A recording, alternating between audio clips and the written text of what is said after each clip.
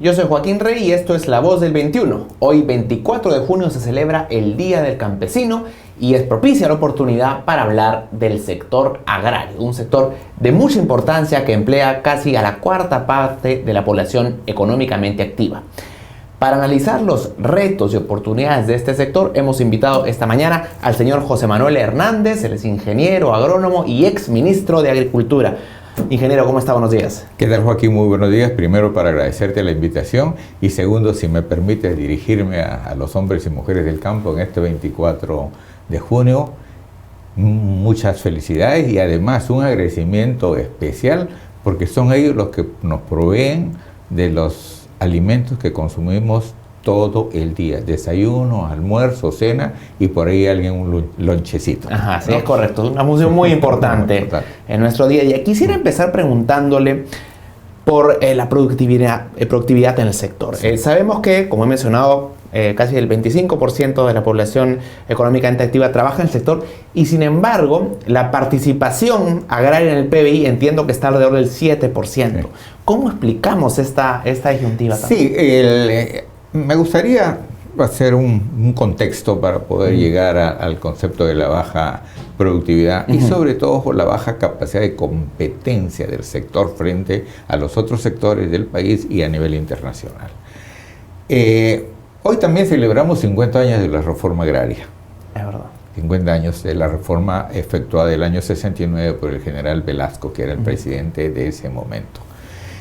Y mucho de la baja capacidad de competencia de hoy la atribuimos a la reforma agraria.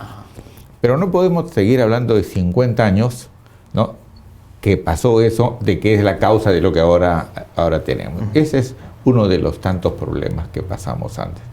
Pero hay que ver la reforma agraria en el contexto en que se produjo en aquellos años. Desde la década de 50, mediados de los 50, los organismos internacionales, los países como Estados Unidos, miembros de la OEA, planteaban efectuar ciertos ajustes en la estructura de propiedad y tenencia en el campo, habida cuenta de la gran disparidad entre los que eran dueños de la tierra y los trabajadores de la tierra. Y eso generaba una serie de movimientos campesinos que complicaban el manejo de los países y además complicaban la ampliación del mercado interno.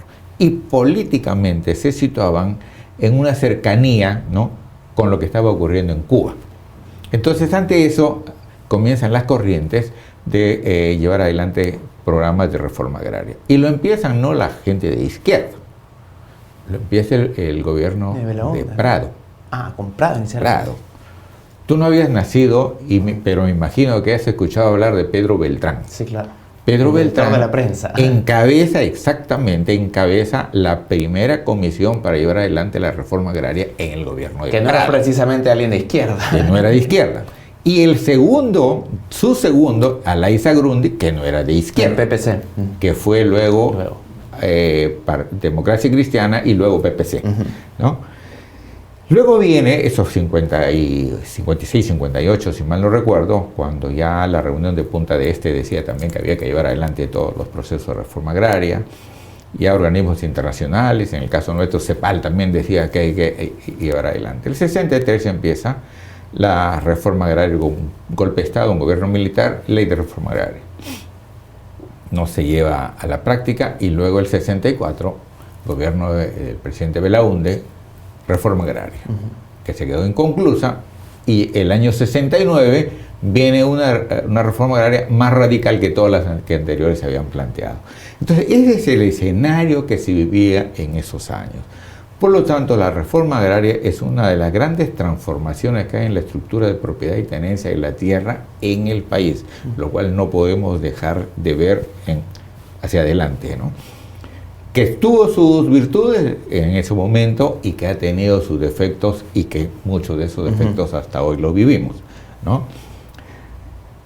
Luego de esta reforma, cuando compulsivamente se dice vamos a hacer la expropiación de la tierra, pero vamos a crear cooperativas agrarias, formas asociativas en la costa, o sociedades agrícolas de interés social, las famosas SAIS en la sierra, esos sistemas que todo el mundo te dice, bueno, tú has nacido recientemente, y yo ya tengo 45 años de egresado en la universidad, te podrás pensar que en aquellos años, todo, cuando hablábamos de cooperativismo, de formas asociativas, lo primero que te decían los profesores era que son formas asociativas de manera voluntaria.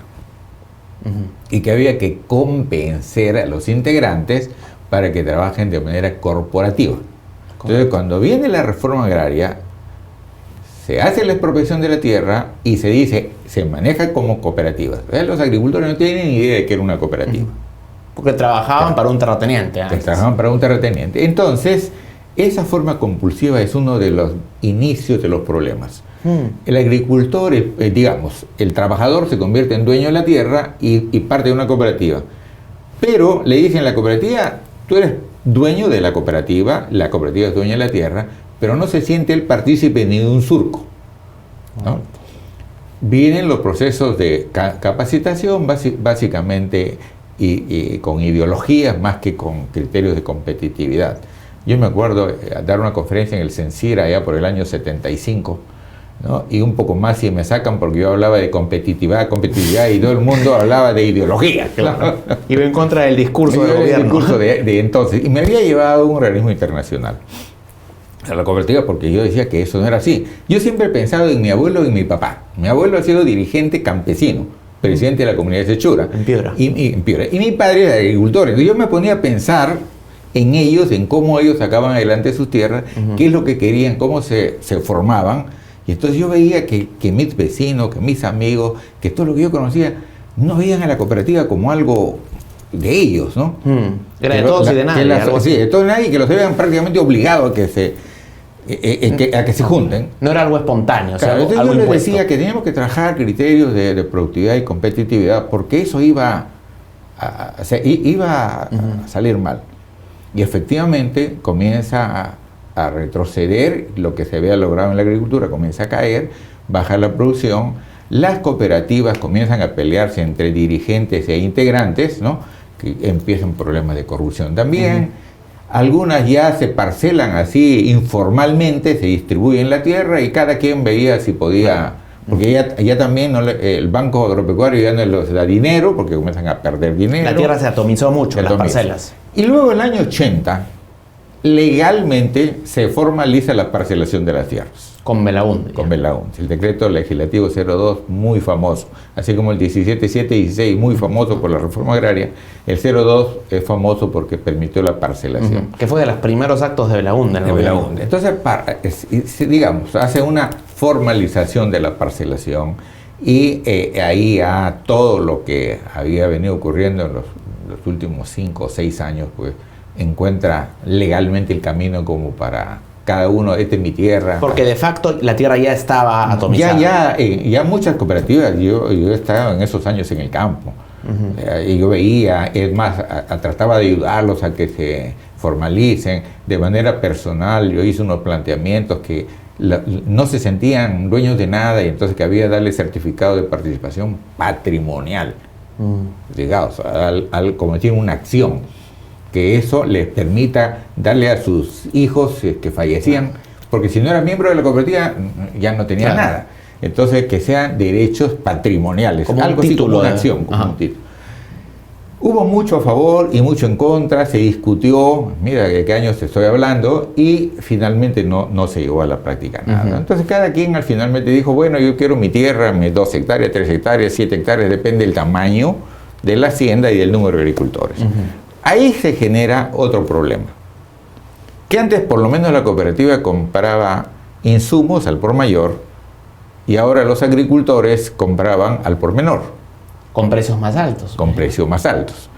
Habían servicios que contrataban de maquinaria la cooperativa que le salía a precio al por mayor. Ahora cada parcelero contrataba maquinaria más cara. O sea, los costos de operación subieron mucho. Como cooperativa, tú podías vender al por mayor. Podías hacer contratos, los algodoneros, los azucareros, los maiceros, contratos al por mayor. Mayor escala. Mayor escala, mejor capacidad de negociación. De manera individual ya no tenías capacidad de negociación. Entonces, por un lado, compras caro y comienzas a vender barato. Entonces, todo eso acentúa el problema. Y los gobiernos de turno no le dan la atención adecuada a esta pequeña agricultura que se había fraccionado. En los 2000, ya, mira todo lo que pasó. Bueno, de ahí viene los 80, pues, con el problema del terrorismo.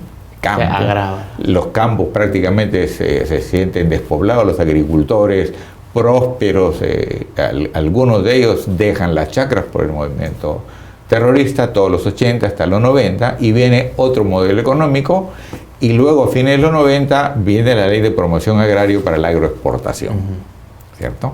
Esta se dispara, como vemos ahora, tecnológicamente muy avanzada, pero las asimetrías entre estos y los otros se amplían porque estos de acá no tienen la debida atención. Luego pues vienen ya lo que conocemos en este momento, con una producción muy baja. Se siguen fraccionando las tierras porque por herencia alguien que te recibió en la cooperativa 5 hectáreas tenía 2 hijos, 2 hectáreas y media cada uno, y así sucesivamente, y entonces hay algunos que ahora tienen surcos. Pero como usted señala, subsisten la agroexportación moderna que crece y esa agricultura rural. Exacto. Entonces, esta es la agricultura que el Estado tiene que darle mayor atención y que fue parte de la propuesta que personalmente hice y que está en el plan de gobierno. La atención preferente a la pequeña agricultura para justamente evitar que esto se siga acentuando, estas disparidades.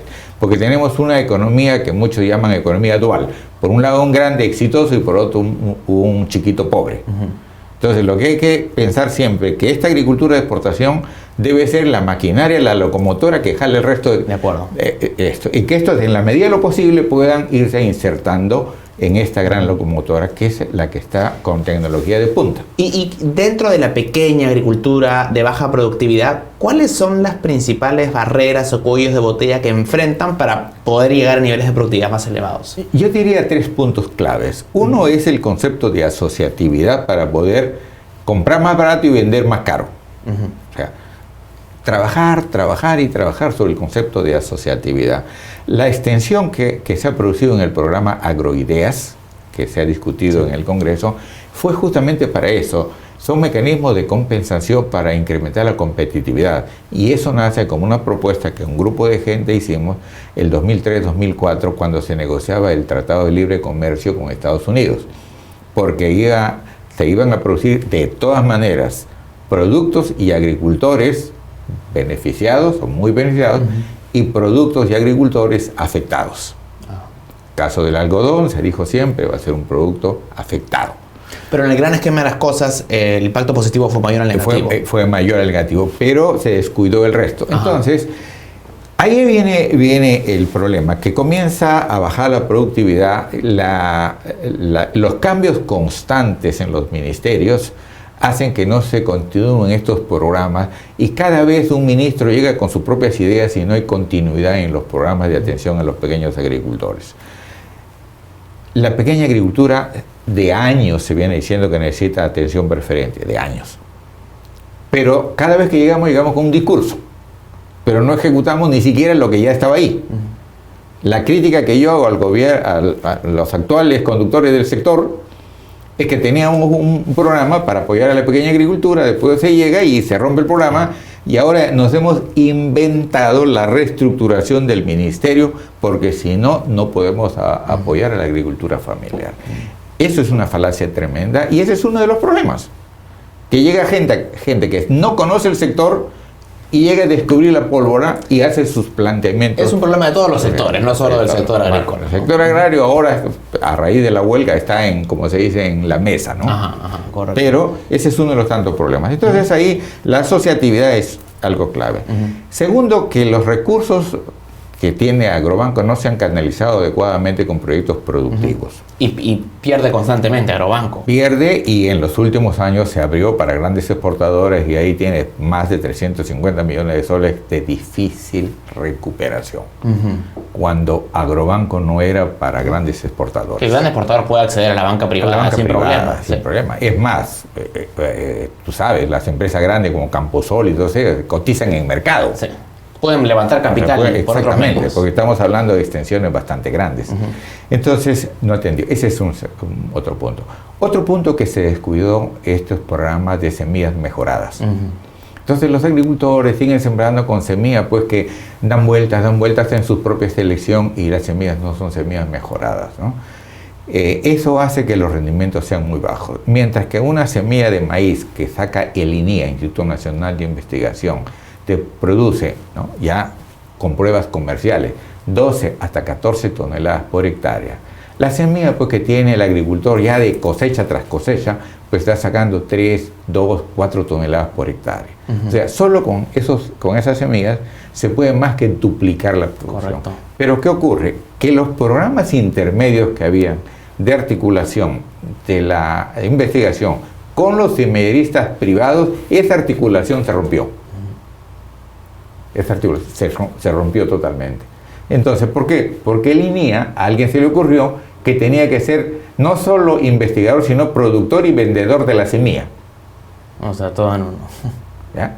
Entonces, y lo que siempre, por años hemos venido señalando, es que el INIA se investiga, propaga la semilla básica que le llamamos que sale de investigación y le entrega a los privados para que los privados la vendan, y lo que hace es el INIA, o lo que debe hacer el INIA, es certificar la calidad de la semilla.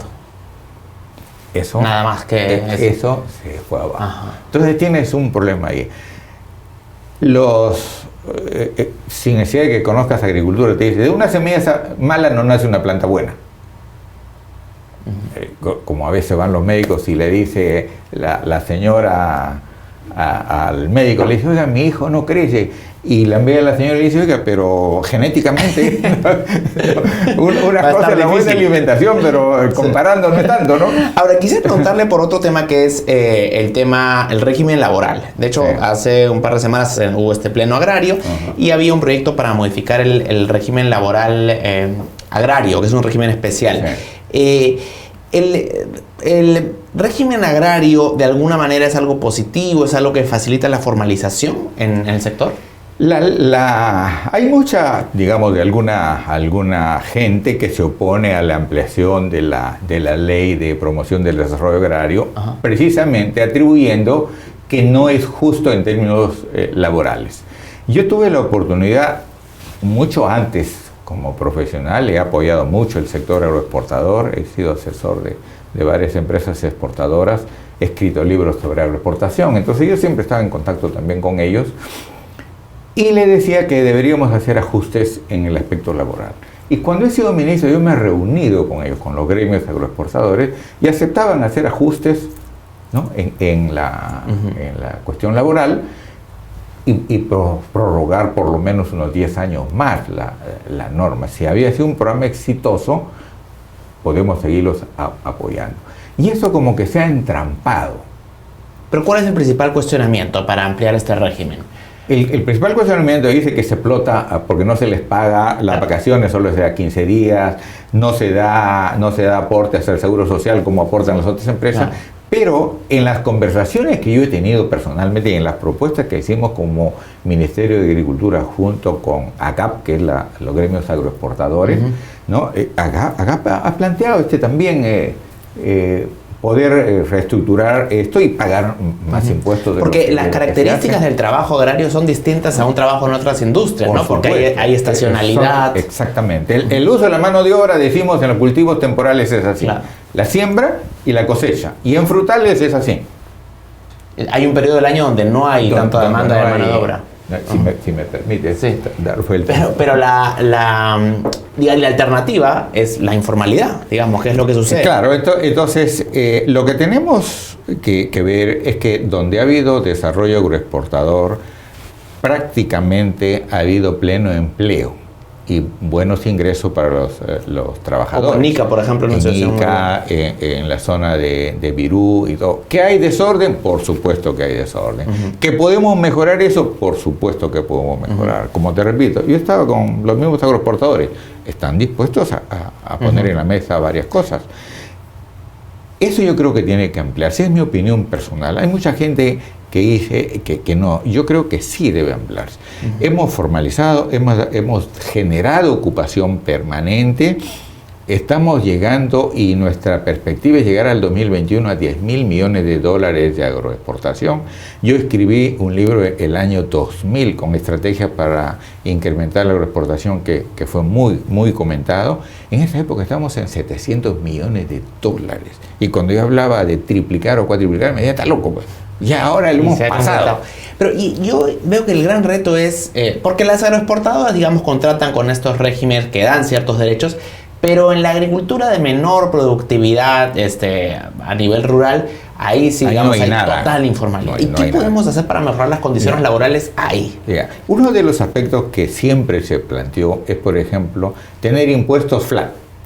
O sea, preferible que todo pague un impuesto chiquito, de tal manera que los obligamos a formalizar y que se autorice a los mismos conductores. Mi padre murió casi a los 106 años siendo agricultor y por ley no podía inscribirse porque el dueño de la chacra no era trabajador de la chacra.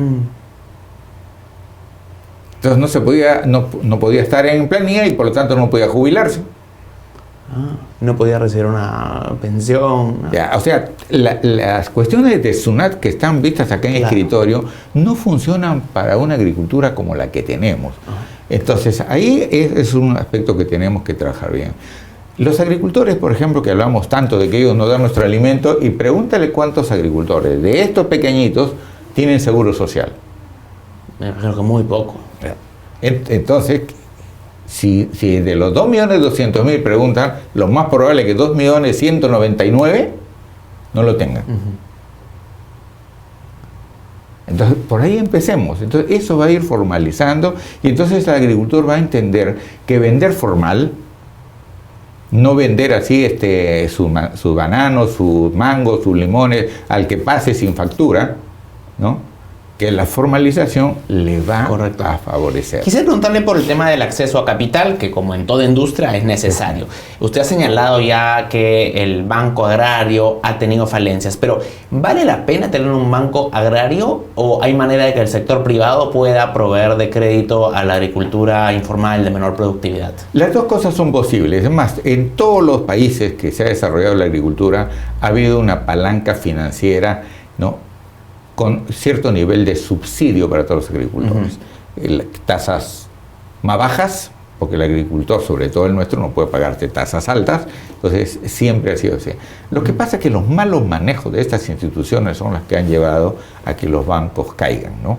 Son politizadas. Son politizadas, entonces, que recuerda en un momento, bueno, no había nacido, creo, cuando tasa cero.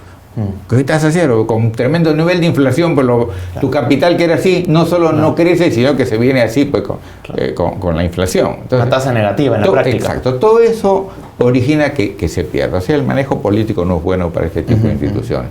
Pero debe haber un mecanismo financiero para los agricultores, porque es la única vía en que puede establecer cierto subsidio.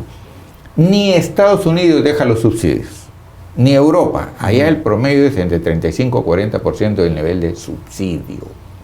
Y nosotros, cuando hablamos de un crédito barato, salen a gritar, ¿cómo vamos a regalar la plata? Algo hay que hacer con esto.